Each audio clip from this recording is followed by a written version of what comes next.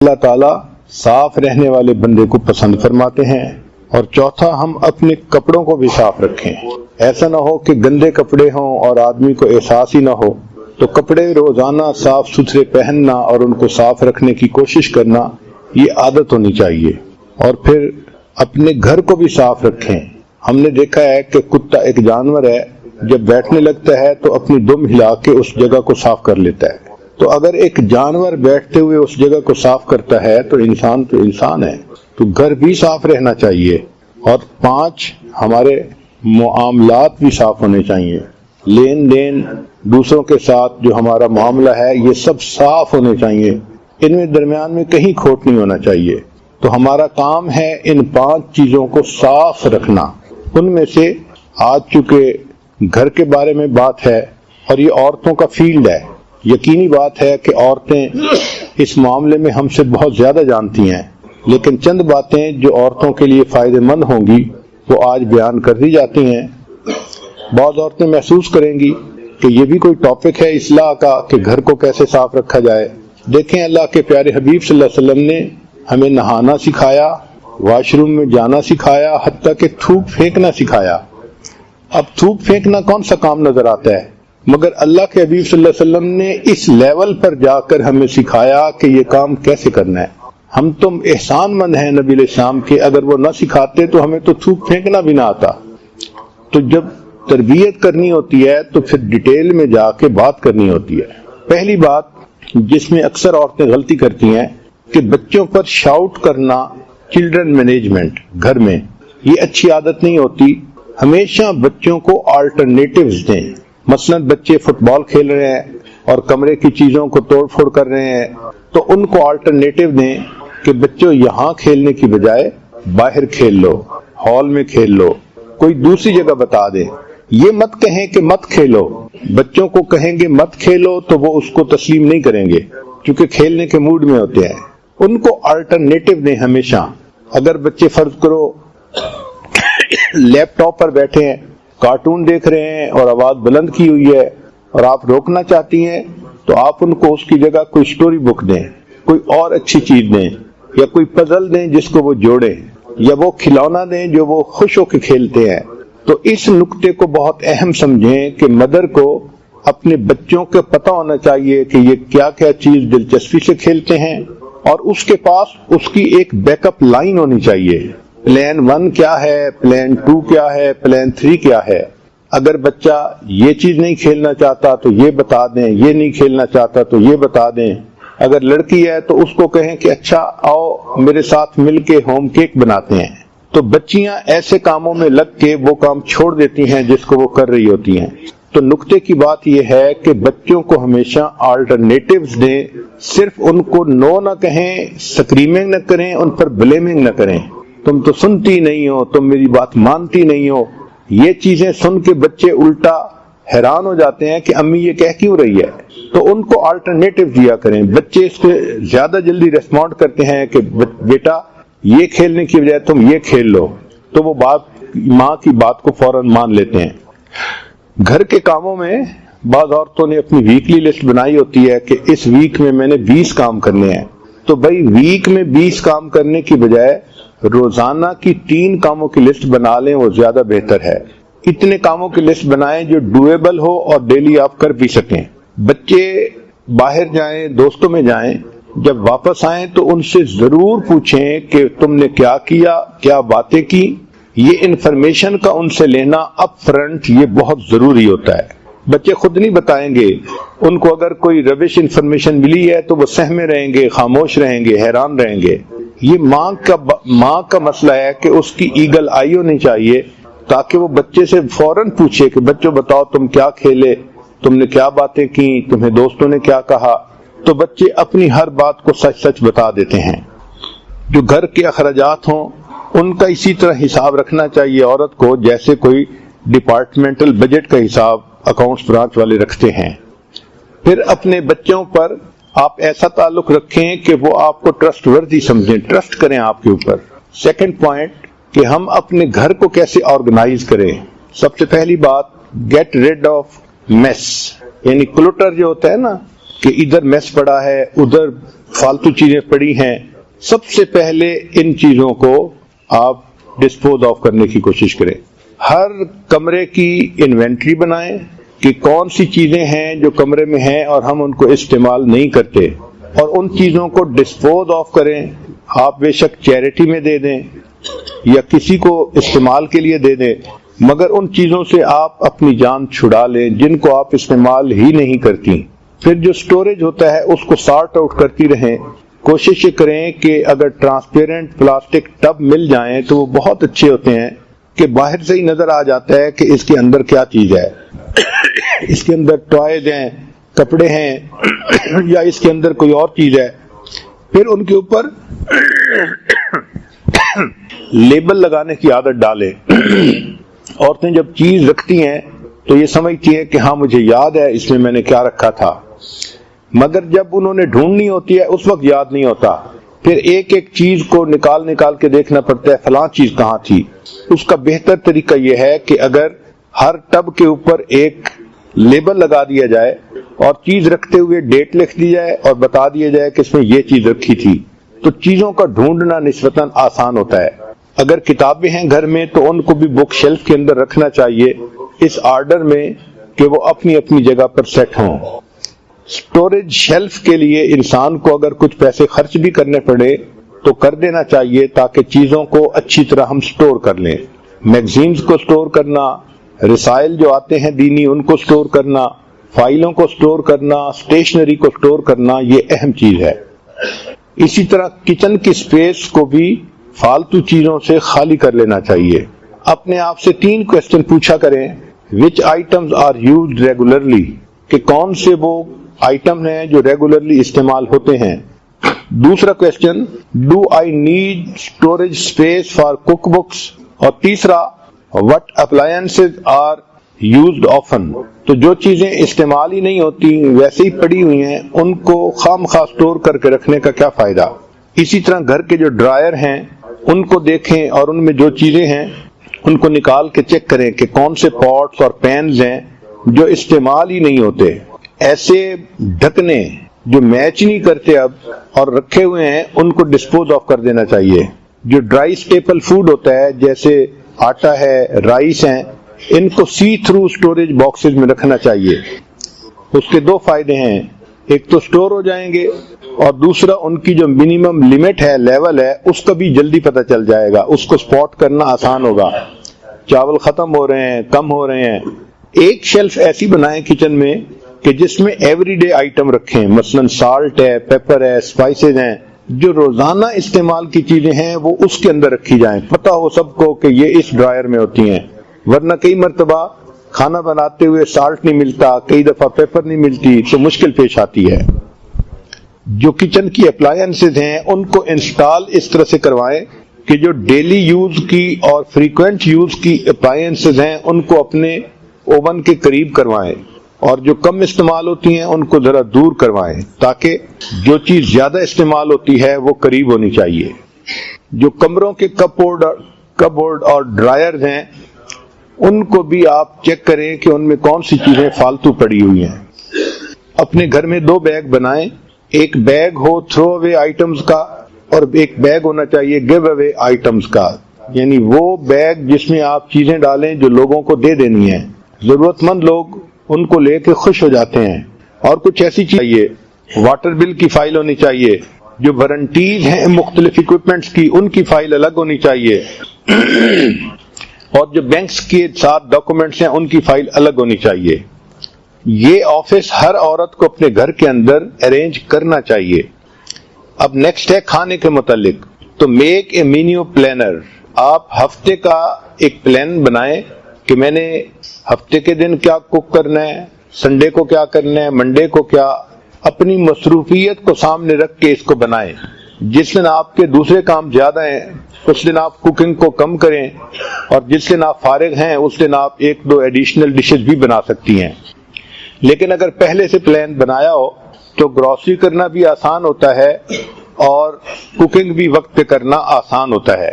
اکثر عورتیں صبح اٹھتی ہیں تو اس وقت سوچتی ہیں کہ آج کیا پکانا ہے، اس میں ٹائم بھی ضائع ہوتا ہے اور ریسورسز بھی صحیح استعمال نہیں ہوتے. مینیو بناتے ہوئے کریٹ ورائٹی، اس میں ورائٹی ہونی چاہیے. انسان کی عادت ہے کہ روز اگر ایک ہی چیز کھائے تو طبیعت اکتا جاتی ہے، تو اس میں بچوں کو ورائٹی دیں کھانے کی تاکہ وہ رغبت کے ساتھ کھائیں. Make a list of favourite recipe in family. Family کے لوگ جس ریسیپی کو زیادہ پسند کرتے ہیں، پلاؤ پسند کرتے ہیں یا چنے پسند کرتے ہیں یا دال پسند کرتے ہیں، تو اس کی آپ ریسیپی الگ بنائیں. آپ کو پتہ ہونا چاہیے کہ یہ ڈش بنتی ہے تو گھر کے لوگ خوشی مناتے ہیں، کھاتے ہیں. اپنی ڈیلی ڈیمانڈ کو دیکھیں اور اپنی باقی ایکٹیویٹیز کے ساتھ یہ کوکنگ کو آپ کنسائڈ کریں. جس دن باقی کاموں میں مصروفیت ہے اس دن کوکنگ کم ہو، اور جس دن گھر پہ ہیں اس دن کوکنگ نسبتاً زیادہ ہو. جب کوکنگ لسٹ بنائیں تو اپنے ان لاز سے اس میں ان پٹ ضرور مانگیں. اگر آپ کچن کی ذمہ دار ہیں تو بھی آپ کی ساس یہ چاہے گی کہ کچن کے بارے میں مجھ سے ضرور پوچھا جائے. تو اس پوائنٹ کو نہ بھولیں کہ ان لاز کا مشورہ بھی اس میں شامل کرنا چاہیے. گھر میں ویجیٹیبل اور سیلڈز وغیرہ کا، فروٹ کا سٹاک کر سکتی ہیں تو یہ ایک اچھی عادت ہے. یہ جو میل پلان ہو ہر ویک کا، اس کو فریج کے دروازے کے اوپر آپ لگا دیں. اس سے آپ کو گروسری کی شاپنگ کا بھی اندازہ جلدی ہوگا، اور ڈی فراسٹ کیا کیا چیز کرنی ہے اس کا بھی آپ کے سامنے شیڈول کلیئر ہو جائے گا. جب کوئی چیز سیل پر ہو تو اس وقت وہ چیز زیادہ خرید کر کے پریزرو کریں. عام حالات میں ایکسٹرا چیز زیرو ہو خریدنی چاہیے، نہیں خریدنی چاہیے. اب نیکسٹ پوائنٹ ہے گھر کی صفائی. تو کریٹ اے کلیننگ شیڈول. ہمیں گھر کی صفائی کا ایک شیڈول بنانا چاہیے. مثلاً کچن ہے تو load the dishwasher at night and unload in the morning. رات کو سونے سے پہلے جتنے برتن دھونے کے قابل ہیں سب کو آپ لوڈ کر دیں تاکہ وہ رات میں دھل جائیں گے، اور صبح جب آپ اٹھیں گی تو آپ کو سارے برتن بالکل صاف ملیں گے. Clean the sink and scrub with baking soda. Sink کو کلین کرنا چاہیے اور اس کو سکرب کرنا چاہیے بیکنگ سوڈا کے ساتھ. Wipe the sink with cleaning solution. Cleaning solution کے ساتھ سنک کو وائپ بھی کر دینا چاہیے. یہ جو سپرے اور وائپس ہیں گھر میں کلیننگ میں ان کی بڑی اہمیت ہوتی ہے. چنانچہ کاؤنٹر ٹیبل ان کے اوپر بھی انسان جو واش کلودز ہیں، کلین واش کلودز، وہ ڈالنے چاہیے. اور اسی طرح جو ڈش ٹاولز ہیں وہ بھی اپنی اپنی جگہ پہ رکھنے چاہیے تاکہ نیکسٹ ڈے ان چیزوں کا استعمال آسان ہو. گھر میں جتنی بھی ہارڈ سرفیسز ہیں ان کو ہر دن میں سویپ کرنا چاہیے. اگر گھر میں کارپیٹ ہے تو اس کو ڈیلی ویکیوم کرنا چاہیے، کیونکہ کارپیٹ کے اوپر جرمز زیادہ جلدی گرو کرتے ہیں اور بہت ان ہائیجینک ہو جاتے ہیں، اور بچے بھی ان کے اوپر گیلے پاؤں سے آتے ہیں اور میلے پاؤں سے آتے ہیں. تو کارپیٹ جو ہوتا ہے یہ بیماریوں کی ایک بڑی جگہ بن جاتا ہے. تو ڈیلی ویکیوم کرنا، صاف کرنا یہ بہت اہم ہے. البتہ کلیننگ اور ویکیوم میں آپ اپنے بچوں کو بھی اپنے ساتھ شامل کر سکتی ہیں. اگر 4-5 سال کی بچی کو کوئی کام سکھا دے تو وہ اس کام کو بڑا خوشی خوشی کرے گی اور آپ کو گھر میں ہیلپ بھی مل جائے گی. اب نیکسٹ پوائنٹ ہے بیڈ روم کو صاف کرنا. ایک عادت بنائیں کہ جب بھی آپ صبح اٹھیں تو اٹھتے ہی اپنے بیڈ کو فوراً میک اپ کر دیا کریں، اور چلڈرن کو بھی یہی عادت ڈالیں کہ جب وہ صبح اٹھیں تو اپنے تکیے کو اور اپنی کمبل کو اور اپنے بیڈ کو اسی وقت ٹھیک کر دیں. It takes 2 minutes to set the bed at that time. جب یہ عادت ہوگی تو کام آسان ہو جائے گا. پھر جو گھر میں ڈریسر ہوتا ہے عورتوں کے لیے، اس کی ٹاپ کو ایوری ڈے کلین کرنا چاہیے. اس میں 5 منٹ لگتے ہیں. ہر چیز کو الگ کر دینا اور اس کی بیس کو صاف کرنا اور ہر چیز کو وائپ کر کے دوبارہ رکھتے جانا. یہ 5 منٹ ہر ڈریسر کے لیے ضرور لگانے چاہیے. ڈریسر کو ڈیمپ کلاتھ کے ساتھ وائپ کرنا چاہیے. سب سے اہم کام غسل خانے. عام طور پر غسل خانے بہت ویٹ رہتے ہیں اور گندے رہتے ہیں. غسل خانوں کو بہت صاف رکھنا چاہیے. انسان کی صفائی کا اندازہ اس کے واش روم سے ہوتا ہے کہ یہ کتنا صاف ہے.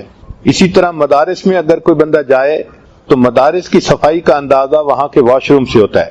ہر باتھ روم کو ڈیلی فریش اپ کرنا چاہیے. اس میں وائپ بھی کریں ڈیلی اس کو، اور اس میں سپرے بھی کر دیا کریں.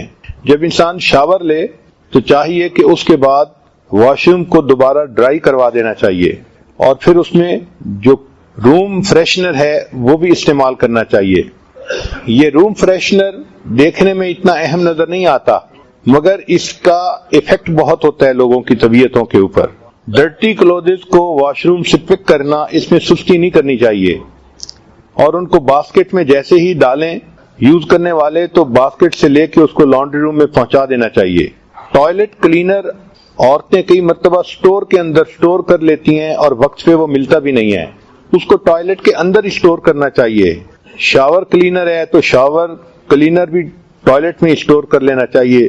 سنک کے نیچے کوئی جگہ ایسی ہو کہ جہاں پر وہ چیزیں آسانی کے ساتھ پڑی رہیں اور موقع پہ مل بھی جائیں۔ روم فریشنر اپنی ٹیسٹ کے ہونے چاہیے، اور جس کا کمرہ ہے اس کے کمرے میں اسی قسم کا روم فریشنر استعمال کرنا چاہیے۔ خاص طور پر جب خامند کے آنے کا وقت ہو تو جب پتہ چلے کہ خامند ڈور کو ناک کر رہا ہے تو اس کے کمرے میں اس وقت وہ فریشنر یوز کریں جس کو وہ پسند کرتا ہے، تاکہ وہ کمرے میں داخل ہو اور اس کی طبیعت نہال ہو جائے۔ ہر دن میں لانڈری کا ایک فل لوڈ ضرور کرنا چاہیے، اور یہ جو سائیکل ہے لانڈری کا یہ مکمل ہوتا ہے کپڑوں کو واش کرنا، ان کو ڈرائی کرنا، ان کو فولڈ کرنا اور ان کو اپنی جگہ پہ پہنچانا جہاں ان کو رکھنا ہے۔ صرف دھو لینا یا ان کو مشین میں ڈال دینا یہ کافی نہیں ہوتا، اور جب آپ صبح اٹھیں تو اٹھتے ہی سب سے پہلا کام یہی کیا کریں کہ جو کلوتھ واشر ہے اس کو آن کر دیا کریں، کیونکہ کلوتھ واشنگ میں ٹائم لگتا ہے تو آپ اپنے باقی کام سمیٹتی رہیں گی اور مشین آپ کے کپڑوں کو دھوتی رہے گی۔ ایک بہت اہم چیز گھر کی صفائی کے بارے میں کہ جس طرح انسان اپنے دل کی صفائی کے لیے صبح و شام معمولات کرتا ہے، اسی طرح اس کو گھر کی صفائی کے لیے بھی ایک 10 منٹ ٹرپ لگانا چاہیے۔ اس کو 10 منٹ پک اپ ٹرپ کہتے ہیں۔ ہر عورت صبح میں بھی ایک 10 منٹ کا پک اپ ٹرپ لگائے۔ یہ کیا ہے کہ فرض کرو گھر کے 5 کمرے ہیں تو 2-2 منٹ ہر کمرے کو دے، اور جو چیز ڈسپلیسڈ ہے اس کو واپس اپنی پلیس پہ رکھ دے۔ بچوں کی عادت ہوتی ہے چیزیں بکھیر دیتے ہیں، خامن بڑے بچوں کی بھی عادت ہوتی ہے وہ بھی چیز بکھیر دیتے ہیں، تو عورت کی یہ ڈیوٹی ہے کہ جو چیزیں بکھری پڑی ہیں ان کو واپس اپنی جگہ پہ رکھنا۔ ہر کمرے میں 2 منٹ لگتے ہیں، لیکن یہ 10 منٹ کا ٹرپ پورے گھر کو آرگنائز کر دیتا ہے۔ تو دن کی ابتدا میں بھی 10 منٹ ٹرپ لگائیں، اور پھر بچوں کو بھی ساتھ ساتھ سکھاتی رہیں کہ وہ بھی ہر چیز کو اپنی جگہ پہ رکھنے کی عادت ڈالیں۔ اس طرح گھر آرگنائز نظر آتا ہے۔ چند کام ایسے ہیں جو عورت کو سونے سے پہلے کرنے چاہیے۔ ایک کہ نیکسٹ ڈے کا شیڈول بنائے کہ کل میں نے کیا کیا کرنا ہے۔ دوسرا، کل کے دن میں بچوں نے کیا کیا کپڑے پہننے ہیں اسکول جانے سے پہلے، ان کو نکالنا اور ان کو استری کروا کے اپنی جگہ لٹکا دینا، تاکہ بچے اٹھیں اور ان کے لیے کلوتھز اس وقت نہ ڈھونڈنے پڑیں۔ پھر بچوں کے جو لنچز ہیں ان کو رات میں ہی جو چیزیں پیک کی جا سکتی ہیں ان کو آپ پیک کر دیں۔ جو چیزیں ڈی فروسٹ کرنے والی ہیں ذہن میں رکھ لیں کہ مجھے کیا کیا چیز ڈی فروسٹ کرنی پڑے گی۔ تو سونے سے پہلے اگر یہ کام کر لیے جائیں تو اس کا بھی فائدہ ہوتا ہے۔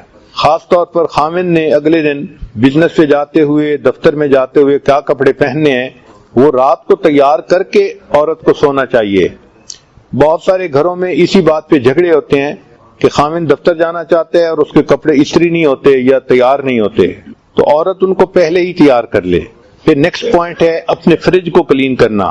بہت ساری عورتیں اس میں سستی کرتی ہیں، جو چیز آتی جاتی ہے فریج میں ڈالتی جاتی ہیں، نکالتی بھی ہیں، مگر اس کو کلین کرنے کے لیے ٹائم نہیں دیتی۔ فریج کے تمام ڈرائرز کو ریموو کرنا چاہیے اور ان کے شیلف کو ریموو کرنا چاہیے اور ان کو اسکرب دیم کلین، ان کو رگڑ رگڑ کے صاف کرنا چاہیے اور واش کرنا چاہیے۔ مائلڈ سوپ اور پانی کے ساتھ واش کریں تو زیادہ بہتر ہوتا ہے۔ فریج میں جو چیزوں کو پلیس کرنا ہے ان کو بھی آپ آرگنائز کر کے پلیس کریں تاکہ چیز کا نکالنا آسان ہو جائے۔ فروٹ اور ویجیٹیبل کے لیے آپ اوپن کنٹینر کو استعمال کریں، اوپن باسکٹس جو ہوتی ہیں۔ جب آپ گروسری کر کے آئیں تو فروٹ اور ویجیٹیبل کو فوراً آپ دھوئیں اور دھو کے رکھیں۔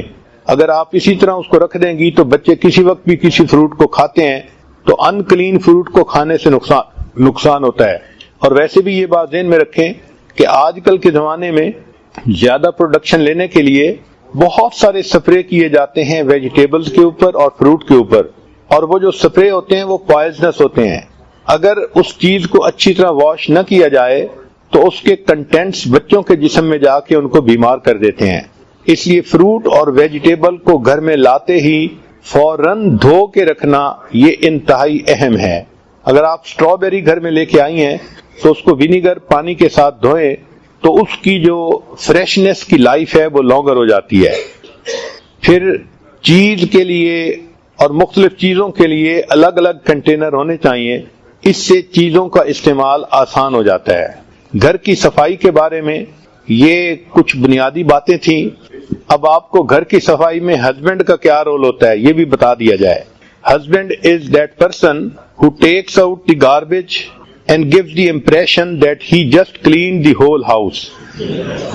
ایک اور بات سن لیجئے کہ what's the main idea of helping with housework؟ What is the main idea of helping with housework؟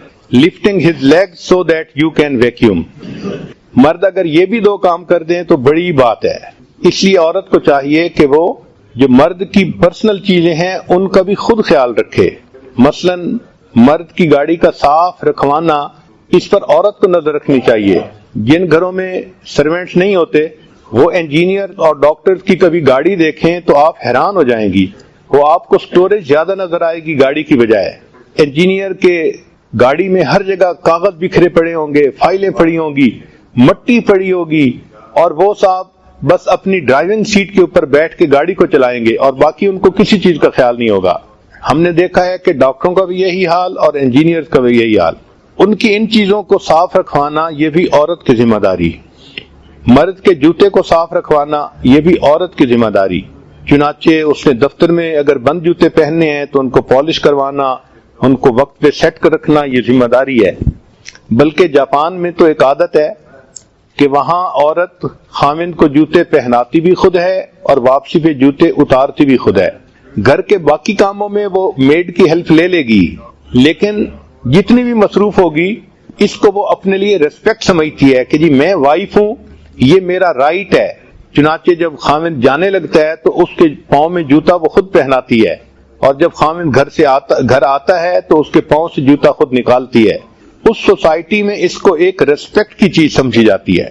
تو بہرحال اس کے جوتوں کو کلین کروانا، کیونکہ اگر عورت خیال نہیں کرے گی تو مرد کے جوتے اتنے گندے ہوں گے کہ دیکھنے کے بھی قابل نہیں ہوں گے۔ پھر اگر آپ دیکھیں کہ جوتے اس کے گندے ہو گئے ہیں تو اس کو جوتے گفٹ کریں۔ مرد کو کپڑے گفٹ کرنا اس کے یا جوتے گفٹ کرنا، اس پر عورت کو نظر رکھنی چاہیے، ورنہ یہ ایسے اللہ لوگ ہوتے ہیں کہ جیسے کپڑے ہوں بس اسی میں چلتے رہتے ہیں۔ اللہ تعالیٰ نے ان کا ڈیزائن ہی ایسا بنایا ہے۔ اب دیکھیں نا، ایک ٹرک ہے تو اس ٹرک کو آپ کتنا خوبصورت بنا سکتی ہیں۔ عورت کی مثال ایسے ہے جیسے لینڈ کروزر گاڑی ہوتی ہے، اتنی خوبصورت، صاف، سوفسٹیکیٹڈ، اور مرد جو ہے وہ بیچارہ ٹرک ٹریلر کی مانند ہوتا ہے، بس اس کا کام لوڈ لے کے نکلنا ہوتا ہے۔ یہ جو گھر کا کام ہے عورت کو چاہیے کہ وہ اس کو روزانہ اپنی ذمہ داری سمجھ کے کرے۔ جیسے نماز عبادت ہے، گھر کے کام عورت کے لیے عبادت ہیں۔ مگر عجیب بات ہے کہ house work is what a woman does that no body notices unless you have not done it. اگر آپ گھر کو کلین نہ کریں پھر سب کو پتہ چل جاتا ہے کہ گھر کلین نہیں ہے، اور جب آپ روزانہ گھر کلین کرتی ہیں تو کوئی نوٹس بھی نہیں کرتا۔ مگر صحابیات کی زندگی کو دیکھیں تو وہ بھی سارا دن گھر کے کاموں میں مصروف رہا کرتی تھی۔ اس لیے اللہ تعالیٰ نے عورت کو خدمت کے ذریعے سے جنت دی ہے۔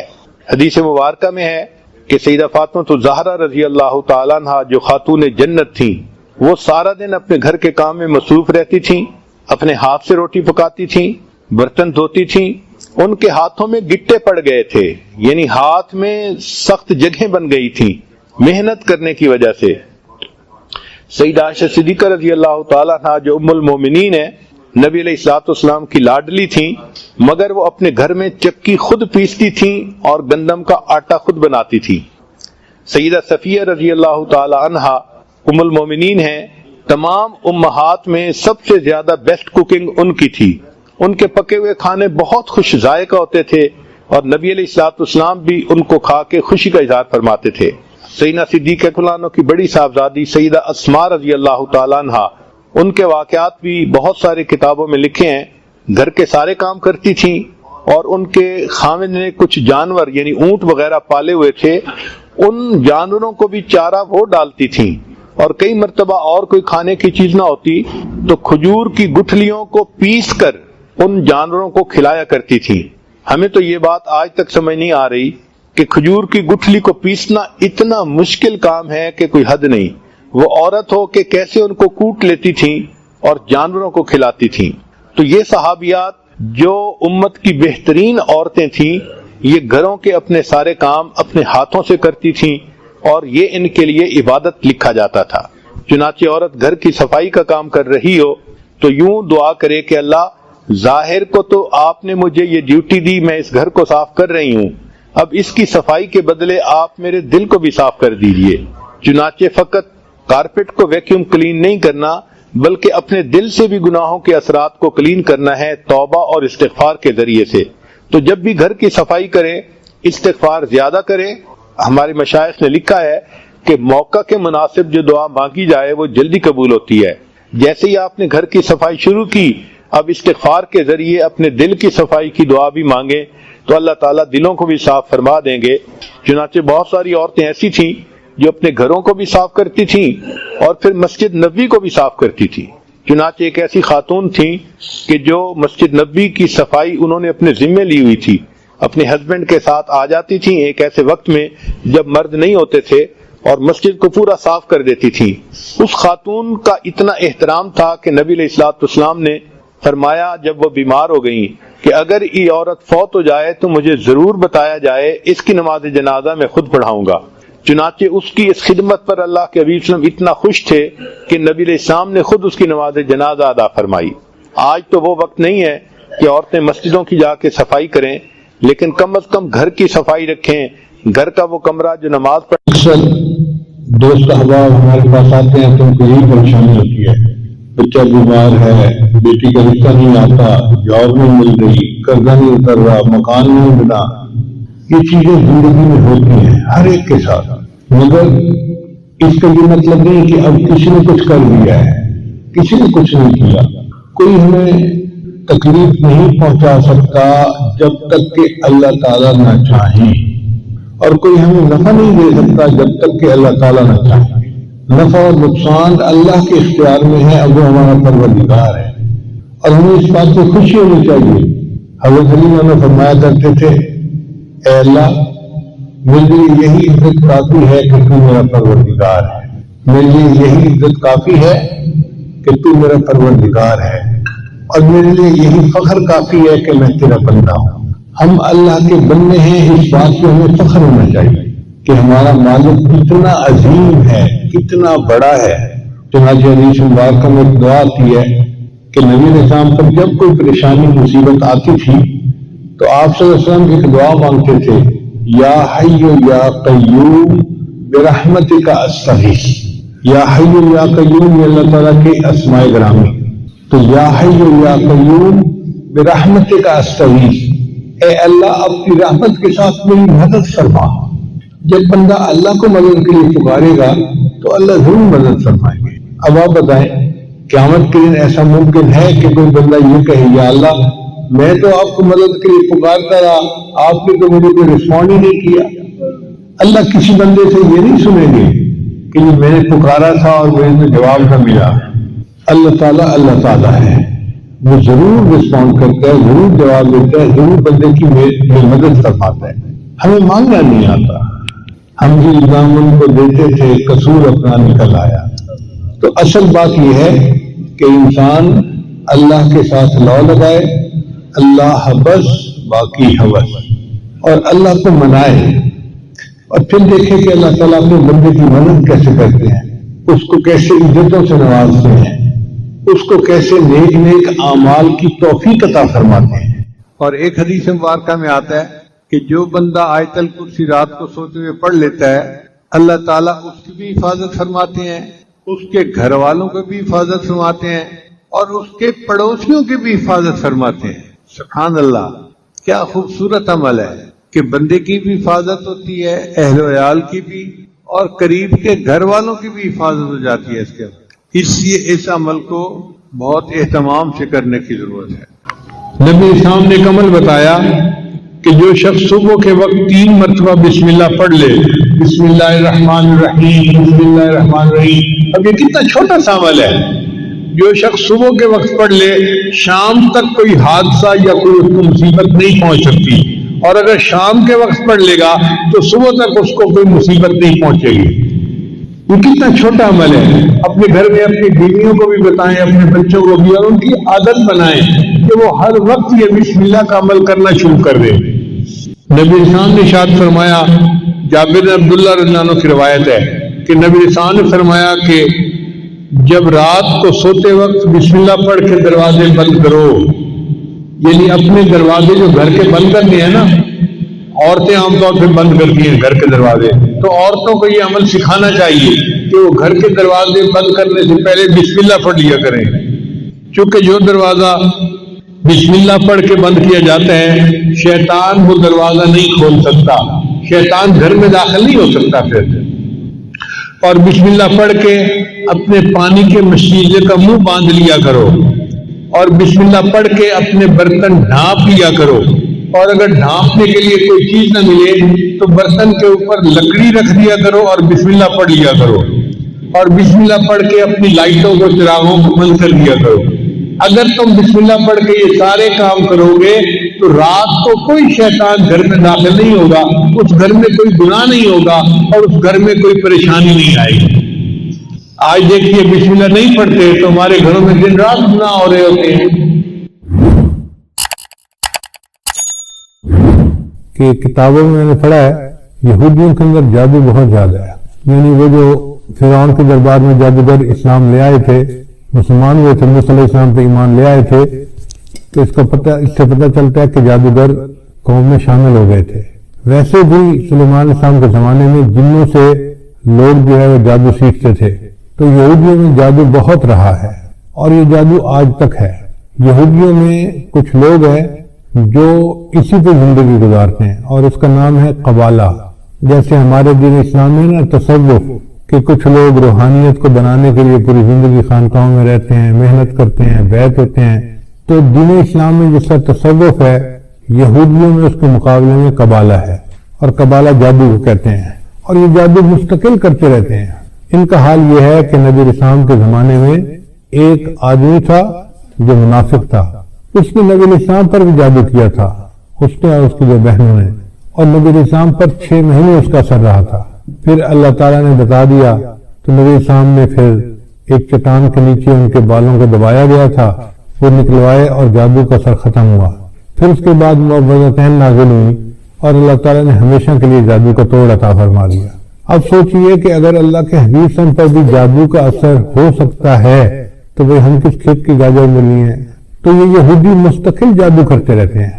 کتاب میں لکھا ہوا تھا کہ ان کے جادو کرنے والوں نے بتایا کہ جب خلافت عثمانیہ کو توڑنا تھا تو ایک ایسا یہودی تھا کہ جس کو مستقل انہوں نے جادو کے لیے بٹھا دیا تھا، جب تک خلافت عثمانیہ ٹوٹ نہیں گئی وہ اپنی جگہ سے ہلتا نہیں تھا۔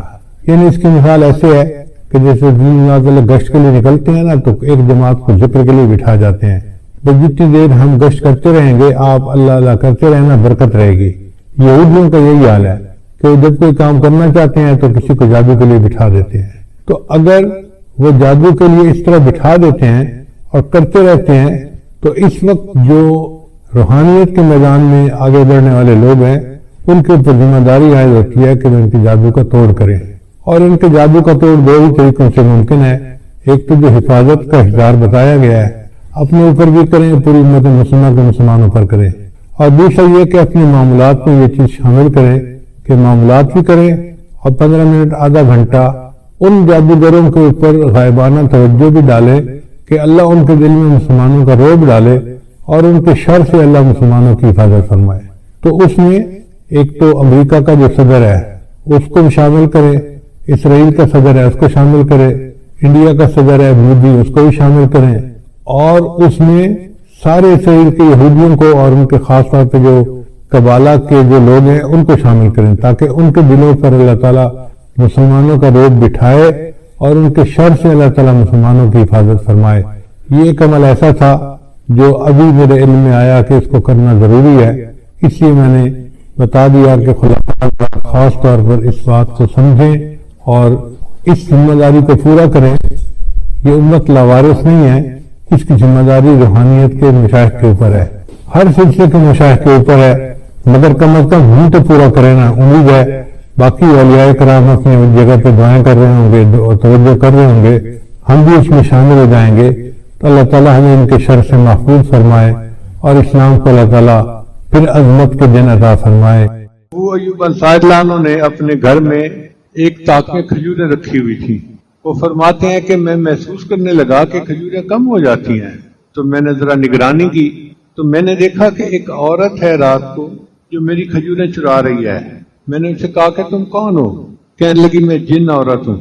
میں نے کہا کہ میں تو تمہیں نبی الاسلام کے سامنے پیش کروں گا۔ اس نے کہا کہ آپ مجھے چھوڑ دیں، میں نہیں آؤں گی۔ تو ابو الدرداء عنہ نے اس کو چھوڑ دیا، نہ ابو ایوب انصاری عنہ نے اس کو چھوڑ دیا۔ وہ دوسری رات پھر آئی، پھر یہی واقعہ پیش آیا۔ نبی الاسلام نے فرمایا کہ وہ جھوٹی ہے، وہ پھر آئے گی، اور وہی ہوا کہ تیسری رات ابو جانا نے پھر اس کو چوری کرتے دیکھ لیا۔ اب تو ان کو بڑا غصہ، انہوں نے کہا کہ اب تو ہو ہی نہیں سکتا، میں تمہیں نبی الاسلام کے سامنے ضرور پیش کروں گا۔ اس نے کہا کہ میں تمہیں ایک عمل بتاتی ہوں، تمہیں فائدہ ہوگا۔ کون سا عمل؟ کہ رات کو سوتے ہوئے آیت الکرسی پڑھ لیا کرو، شیطان تمہارے نزدیک نہیں آئے گا۔ صبح نبی علیہ السلام نے جب پوچھا بتاؤ بھائی کیا بنا؟ جی اس نے مجھے ایک عمل بتایا تھا۔ کون سا؟ کہ رات کو سوتے ہوئے آیت الکرسی پڑھ لیا کرو۔ نبی السلام نے فرمایا صدقت وہو کذوب، بات سچی کر گئی مگر وہ جھوٹی تھی۔ تو اس کا مطلب ہے کہ شیطان بھی بھاگ جاتا ہے اور آیت الکرسی پڑھنے سے جن بھی دفعہ دور ہو جاتے ہیں۔ تیسرا واقعہ ابی ابن کعب عنہ کو پیش آیا۔ وہ فرماتے ہیں کہ میں نے دیکھا کہ میری کھجوریں کم ہو رہی ہیں، خشک کرنے کے لیے کھجوریں رکھی ہوئی تھیں تو کم ہو جاتی تھیں۔ میں نے ایک رات نگرانی کی تو میں نے دیکھا کہ کوئی بندہ اس میں سے لپیں بھر رہا ہے۔ میں نے اسے پکڑ لیا، پھر میں نے اسے پوچھا اجنیٌ ام انسیٌ، تو انسان ہے یا جن ہے؟ اس نے کہا میں جن ہوں۔ انہوں نے فرمایا تم نے ہاتھ دکھاؤ۔ تو جیسے کتے کے ہاتھ ہوتے ہیں اس کے ہاتھ اس طرح تھے، اور اس پر بال بھی تھے، یعنی انسانوں کے تو بال اتنے نہیں ہوتے، اس کے ہاتھوں پہ بال زیادہ تھے۔ یہ واقعہ بھی ان کے ساتھ اسی طرح پیش آیا 3 مرتبہ، اور تینوں مرتبہ نبی صاحب پوچھتے رہے کہ بتاؤ بھائی تمہارے قیدی کا کیا حال ہے؟ اے اللہ کے حبیب صلی اللہ علیہ وسلم، اس نے مجھے ایک عمل بتایا کہ تم کر لیا کرو تو محفوظ ہو جاؤ گے۔ نبی صاحب نے فرمایا صدق الخبیث، اس خبیث نے سچ بولا۔ اس کا مطلب یہ کہ شیطان یا جن آیت الکرسی کے پڑھنے سے دفع ہو جاتے ہیں اور اللہ تعالیٰ کی حفاظت ہو جاتی ہے۔ آپ کی اپنی ذات کے نور کا کیا عالم ہوگا؟ پھول کو دیکھو تو اللہ رب العزت کا جمال نظر آتا ہے، شیر کو دیکھو اللہ رب العزت کا جلال نظر آتا ہے۔ حالانکہ ایک جانور ہے شیر، مگر اتنی اس میں ہیبت ہے، اتنا خوف ہے کہ بندہ قریب سے جاتا ہے تو رونگٹے کھڑے ہوتے ہیں۔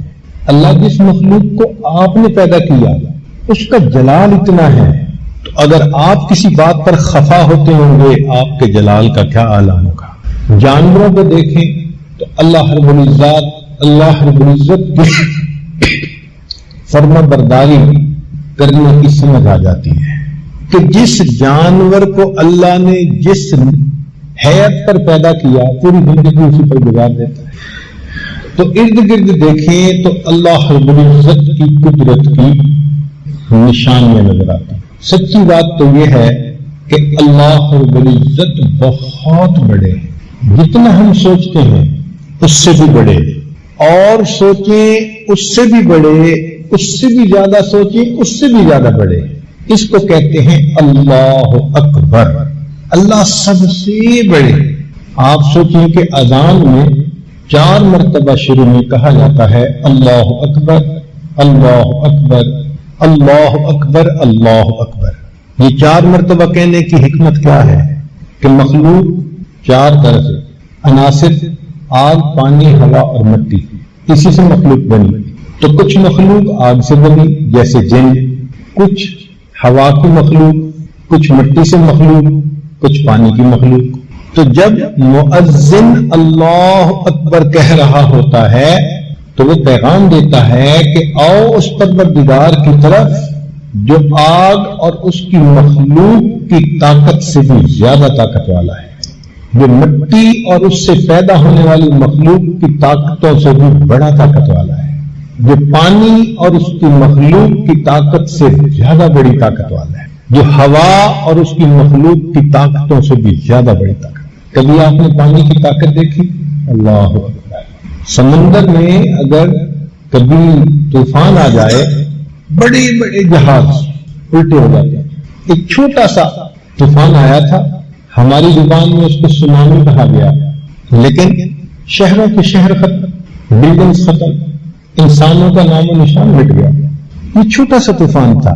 پانی کی اتنی طاقت ہے. آگ اتنی طاقت والی ہوتی ہے کہ جب یہ بڑھتی ہے تو بجھائی نہیں جا سکتی. چنانچہ رشیا میں ایک جگہ سفر کرتے ہوئے ہم نے آگ کا ایک شعلہ دیکھا جو پتہ نہیں کتنے فرلانگ اونچا تھا. تو میں نے اپنے ساتھی سے پوچھا کہ یہ کیا ہے؟ اس نے کہا جی کہ تیل کا کنواں کھود رہے تھے، ڈگنگ کر رہے تھے. فنی خرابی کی وجہ سے اس میں سے جب تیل نکلنے کا وقت آیا تو آگ لگ گئی. اور وہ تیل اتنے پریشر سے نکل رہا ہے کہ آگ لگی ہوئی ہے. پوری دنیا کی کمپنیوں نے کوشش کر لی آگ کو بجھانے کی، سالوں گزر گئے، آج تک آگ نہیں بجھا سکی. مٹی کی ایک طاقت ہے. کیا ہوا؟ رمضان مبارک کا مہینہ، لوگ فجر کے وقت سوئے ہوئے ہیں، ایک جھٹکا سا آیا مٹی میں، زمین میں. کشمیر میں کیا ہوا؟ پورے کے پورے مکان زمین کے اندر دھس گئے. اللہ اکبر کبیرہ. ہوا کی طاقت کتنی ہے. قوم عاد، ان کو اپنی طاقت پہ بڑا ناز تھا، قد بڑے اونچے لمبے تھے، کہتے تھے من اشد منا قوہ، ہم سے کون ہے زیادہ طاقت والا. اللہ نے ہوا کا عذاب بھیجا، فارسلنا علیہم ریحا صرصرا. وہ ہوا مومن کے لیے اتنی مزے کی کہ کہتے تھے کہ بڑی مزے کی ہوا چل رہی ہے. کافر کے لیے اتنی زیادہ سخت تھی کہ ان کو پٹک پٹک کر اس نے زمین پر مارا. اگلے دن ان کفار کی لاشیں زمین پر اس طرح بکھری ہوئی تھیں کأنہم اعجاز نخل خاویہ، جیسے کہ کھجور کے تنے زمین کے اوپر لیٹے ہوئے ہوتے. تو ان مخلوق کی اتنی طاقت ہے، لیکن 4 مرتبہ مؤذن کہہ رہا ہوتا ہے کہ لوگوں، تمہیں اس پروردگار کی طرف بلایا جا رہا ہے جس کی طاقت اور قوت آگ کی طاقت سے بھی زیادہ، پانی کی طاقت سے بھی زیادہ، مٹی کی طاقت سے بھی زیادہ، ہوا کی طاقت سے بھی زیادہ. اللہ اکبر کبیرہ. اس لیے مرضی ہر حال میں اللہ رب العزت کی پوری ہوتی ہے. مرضی ہر حال میں اللہ رب العزت کی پوری ہوتی ہے. آپ سوچئے، حضرت آدم علیہ السلام جنت میں ہیں اور دل چاہتا ہے کہ ہمیشہ جنت میں رہیں. اللہ تعالیٰ چاہتے ہیں کہ ان کو دنیا میں بھیجیں. شیطان نے آ کر مشورہ دیا کہ یہ دانا کھا لے تو ہمیشہ جنت میں رہیں گے. کھا لیا اور نتیجہ کیا نکلا؟ زمین پر اترنا پڑا. تو مرضی کس کی پوری ہوئی؟ اللہ رب العزت کی. حضرت نوح علیہ السلام اللہ کے پیغمبر علیہ السلام ہے. طوفان آ چکا، کشتی میں سوار ہیں، سگا بیٹا سامنے کھڑا ہے. فرماتے ہیں یا بنی یرکم معنا، اے بیٹے ہمارے ساتھ کشتی میں سوار ہو جاؤ. بیٹا نہیں سنتا، نہیں بات مانتا. آج کل بھی تو ایسا ہوتا ہے، باپ دین